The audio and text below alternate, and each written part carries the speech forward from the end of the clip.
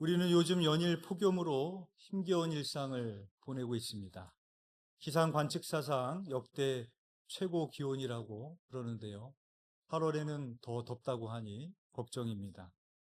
우리는 더위를 피하기 위해서 어쩔 수 없이 계속해서 에어컨을 돌릴 수밖에 없는 상황입니다.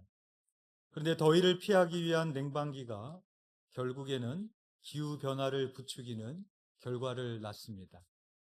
더위를 피하는 방법이 오히려 더위를 부추기는 셈이 되는 것입니다. 이렇게 우리의 삶은 모순 속에 존재합니다. 수입은 늘었지만 나눔은 인색하고, 빌딩은 높아졌지만 인격은 바닥이고, 길은 넓어졌지만 시야는 좁아졌고, 전문가는 많아졌지만 문제는 더 많아졌고, 휴가는 늘었지만 마음의 평화는 없고, 피스메이킹은 많아졌지만 전쟁은 늘어난 세상에서 살아가고 있습니다. 모순이라는 말은 옛날 초나라의 상인의 말에서 유래된 말입니다. 상인은 자신의 창과 방패를 팔면서 이렇게 팔았습니다. 내 창은 어떠한 방패도 뚫을 수 있습니다. 내 방패는 어떠한 창으로도 뚫을 수 없습니다. 이 말을 듣던 사람이 물었습니다. 그러면 그 창으로 그 방패를 찌르면 어떻게 됩니까? 상인은 아무 말도 하지 못했습니다. 이처럼 두 사실이 맞지 않고 어긋나는 것을 가리켜서 창모자에 방패순을 써서 모순이라고 부릅니다. 모순이란 말이 중국 춘추전국 시대 때에 유래되었는데 여전히 오늘날에도 사용되고 있는 것을 보면 모순 자체가 우리 삶의 한 부분인 것 같기도 같습니다. 그런데 역설이라는 것도 있습니다.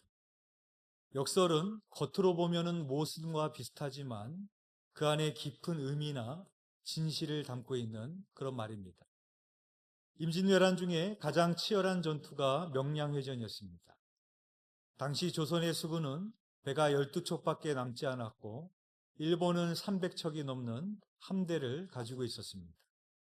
숫자만 보면 승산이 없는 전투였습니다.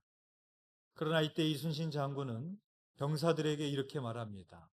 사즉생, 생즉사. 죽고자 하면 살 것이요, 살고자 하면 죽을 것이다. 이 말은 겉으로 보면 모순입니다. 그러나 이 말은 병사들의 사기를 끌어올렸고 이길 수 없는 전투에서 승리를 거두게 했습니다. 또한 이런 말이 있습니다. 자유를 누리는 사람이 자유의 소중함을 아는 것이 아니라 자유를 잃은 사람이 자유의 소중함을 안다.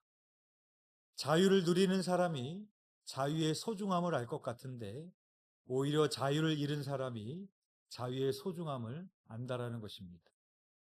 이 말도 겉으로 보면 모순처럼 보이지만 자유에 대한 깊은 통찰을 담고 있는 역설적인 말입니다. 이 밖에도 침묵은 가장 큰 외침이다. 끝은 곧 시작이다. 고난은 축복이다.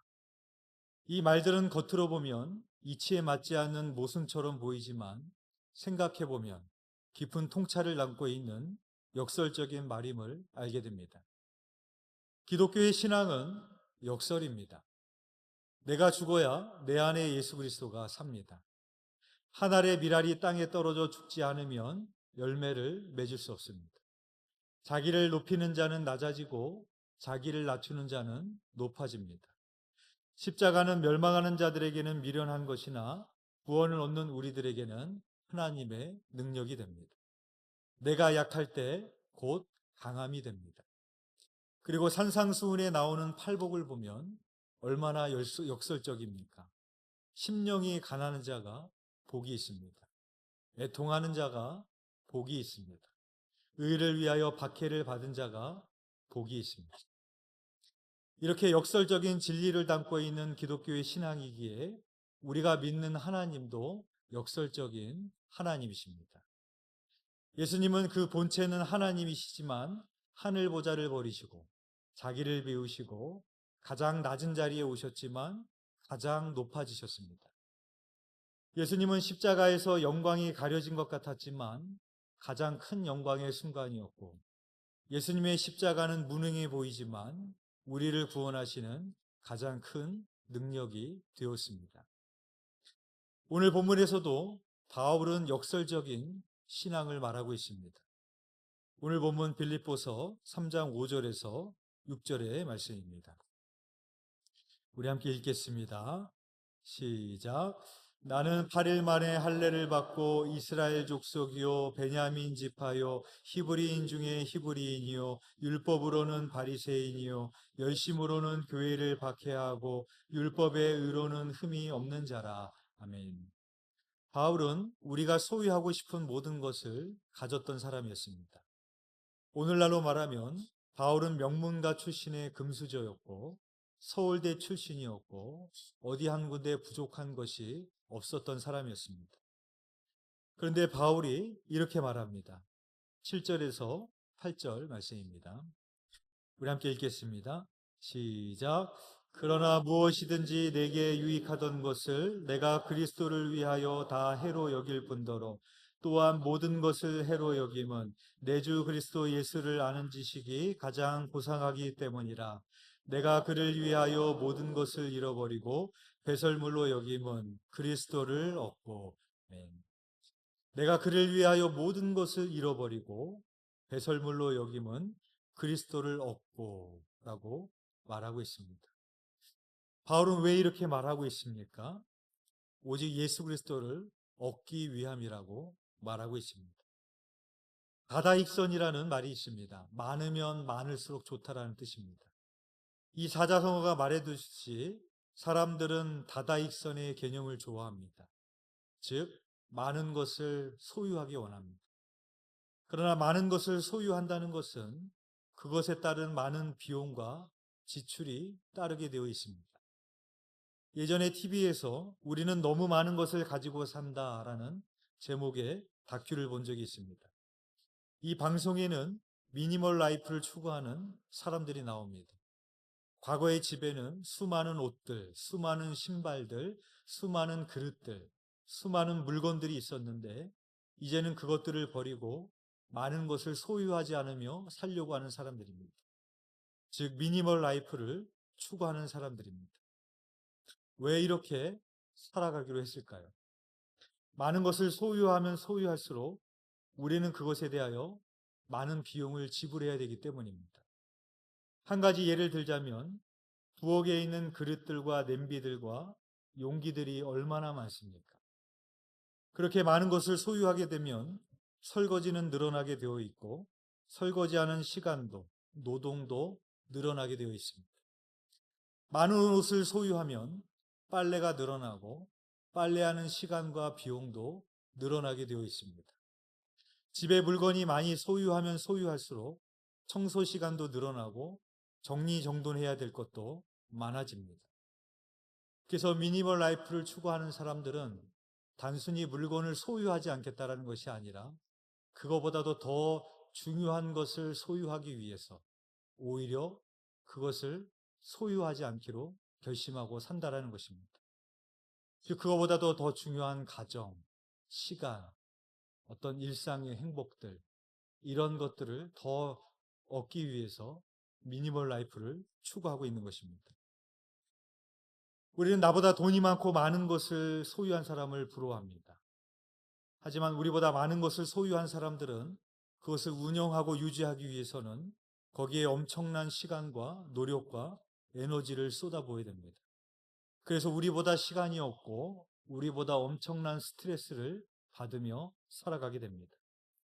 즉 우리가 무언가를 소유한다는 것은 그것에 대한 비용이 지불해야 될 비용이 늘어난다는 말이고 결국에는 그 소유함에 사로잡힌 바 된다라는 말입니다. 처음에는 내가 돈을 소유하는 것 같지만 나중에는 내가 그 돈에 매여 돈이 나를 소유합니다. 따라서 우리는 무엇을 소유할 것인지를 깊이 고민해야 됩니다. 왜냐하면 우리는 내가 소유하려는 것에 결국 매이는 인생이 되기 때문입니다. 따라서 바울은 예수 그리스도 외에 다른 무언가에 매이지 않기 위해서 내가 소유했던 것을 잃어버리고 오직 예수 그리스도를 얻기 원한다라고 말하고 있습니다. 그래서 바울이 이렇게 말을 합니다. 12절 말씀입니다. 우리 함께 읽겠습니다. 시작. 내가 이미 얻었다 함도 아니요 온전히 이루었다 함도 아니라 오직 내가 그리스도 예수께 잡힌 바 된 그것을 잡으려고 달려가노라. 예수 그리스도를 얻기 원했던 바울은 궁극적으로 어떻게 됐습니까? 거꾸로 예수 그리스도께 잡힌 바 된 인생, 예수 그리스도께 매인 인생, 예수 그리스도께 붙들린 인생이 되었습니다. 즉 내가 무언가를 소유하게 되면 나는 오히려 그 소유에 소유되게 되어 있습니다. 이것이 바로 소유의 역설입니다. 바울은 예수 그리스도를 얻기 원했을 때 오히려 예수 그리스도의 소유가 되어 예수 그리스도에게 붙들린 인생이 되었던 것입니다. 그래서 바울은 늘 주님의 소유가 되기를 원했습니다. 로마서 14장 8절 말씀입니다. 우리가 살아도 주를 위하여 살고 죽어도 주를 위하여 죽나니 그러므로 사나 죽으나 우리가 주의 것이로다. 예수 그리스도를 얻기 원하는 사람은 사나 죽으나 주님의 것이 됩니다. 이런 고백을 우리는 구약에서도 찾아볼 수가 있습니다. 아가서 2장 16절 말씀입니다. 내 사랑하는 자는 내게 속하였고 나는 그에게 속하였도다. 아가서 6장 3절 말씀입니다. 나는 내 사랑하는 자에게 속하였고 내 사랑하는 자는 내게 속하였으며. 사랑하는 남녀 간에 이런 말을 합니다. 넌 내 거야. 내가 누군가를 사랑하게 되면 그 사람을 소유하고 싶어지죠. 그런데 결국엔 나중에는 어떻게 되느냐? 나중에는 오히려 내가 그 사람의 소유가 되기를 원합니다. 즉 서로에게 소유되는 관계가 사랑인 것입니다. 바울은 예수 그리스도를 얻기 원했고 예수 그리스도를 얻기 원했던 바울은 거꾸로 예수 그리스도의 소유가 되어 예수 그리스도께 붙들린 인생이 되었던 것입니다. 마게도니아의 왕 알렉산더의 꿈은 세상 끝까지 정복하는 것이었습니다. 그는 실제로 유럽, 아프리카, 아시아 세 대륙을 정복한 유일한 인물이었습니다. 그의 전쟁에는 패배가 없었다고 합니다. 그런데 이러한 알렉산더 왕도 부하들을 이기지 못한 때가 있었다고 합니다. 인도까지 와서 행군을 계속 지시했을 때였습니다. 부하들은 그의 계획을 말렸습니다. 그러면서 이렇게 말했습니다. 세계 끝까지 가는 것이 왕께는 어울리는 일일지는 모르지만 우리에게는 어울리는 일이 아닙니다. 우리는 모든 것을 얻었지만 아무것도 가진 게 없습니다. 아무도 알렉산더의 마음을 꺾을 수 없을 줄 알았지만 그는 부하들의 말을 들은 후에 마음을 내려놨습니다. 모든 것을 얻었지만 아무것도 가진 게 없다. 부하들이 한 말이지만 너무나 충격적인 말 아닙니까? 이 말은 우리의 인생의 본질을 관통하는 그런 역설적인 말입니다. 모든 것을 소유한 것 같지만 결국에는 아무것도 가지지 못한 인생. 이것이 바로 하나님을 떠난 인생입니다. 그러나 사도 바울은 반대의 말을 했습니다. 고린도전서 6장 10절의 말씀입니다. 아무것도 없는 자 같으나 모든 것을 가진 자로다.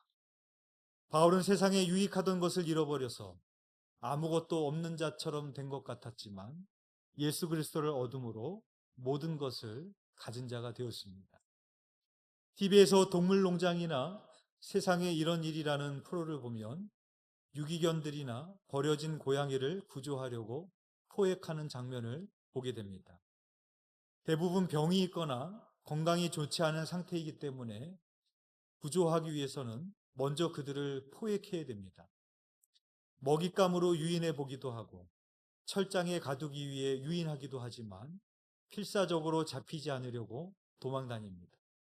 사람들은 도와주려고 하는데 잡히지 않으려고 하는 겁니다. 그러나 잡혀야 사는 것입니다. 붙들려야 사는 것입니다. 시편 139편 8절에서 10절의 말씀입니다. 내가 주의 영을 떠나 어디로 가며 주의 앞에서 어디로 피하리까? 내가 하늘에 올라갈지라도 거기 계시며 수월에 내 자리를 펼지라도 거기 계시니이다.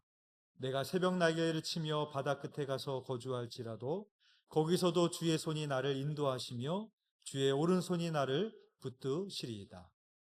한때 시편 기자도 하나님께로부터 벗어나려고 했던 것 같았습니다. 그러나 도망칠 수 없었습니다. 그가 하늘에 올라가도 땅속으로 내려가도 동력 너머로 날아가도 바다 끝 서쪽으로 가도 주님은 거기에 계셨습니다. 주님을 피해 도망칠 수 있는 곳은 어디에도 없었습니다. 시인은 거기서도 주의 손이 나를 인도하시며 주의 오른손이 나를 붙드시리이다 라고 고백합니다. 주님께 붙들린 인생이 진정으로 자유한 인생이 됩니다. 주님께 붙들린 인생이 진정으로 복된 인생이 됩니다. 세상을 소유하려고 하는 자는 결국 세상에 사로잡힌 노예로 전락하고 맙니다. 그러나 예수 그리스도를 얻고자 하는 자는 예수 그리스도에게 붙들린 자가 되어 모든 것을 가진 자가 됩니다. 국민일보 겨자씨에 얼마 전에 실린 글입니다. 정혜덕 작가가 쓴 글인데 제목이 성가대에 설교하다라는 그런 글입니다. 제가 한번 읽어드리겠습니다. 이미 아는 사실을 상대방이 계속해서 말할 때 인내심의 한계를 느낀다. 한국어로는 두말하면 잔소리처럼 그 정도는 나도 하니까 그만하라는 뜻으로 영미권에서는 다음과 같은 표현을 쓴다고 한다. 너는 지금 성가대에 설교하고 있어.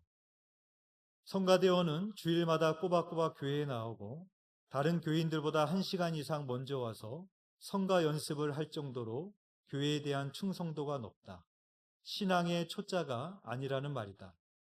그러므로 성가대에 설교한다는 말은 다 아는 사람에게 뭘 굳이 입 아프게 설명하냐는 뜻을 나타나기에 적절해 보인다.